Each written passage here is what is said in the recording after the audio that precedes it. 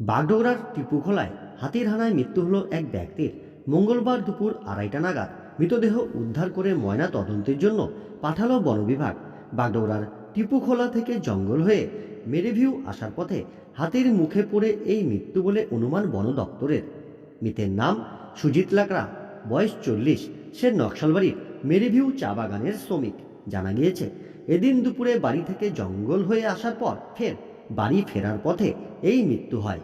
ঘটনার খবর পেয়ে বাগডোগরা থানার পুলিশ ও বাগডোগরা এলিফ্যান্ট স্কোয়াড ঘটনাস্থলে পৌঁছে মৃতদেহ উদ্ধার করে ময়না তদন্তের জন্য উত্তরবঙ্গ মেডিকেল কলেজ ও হাসপাতালে পাঠায়। তো হাতি একজন লোককে মেরে দিয়েছে। নাম আছে সুজিত লাকড়া, মেরিভিউ উনি বসবাস করতেন।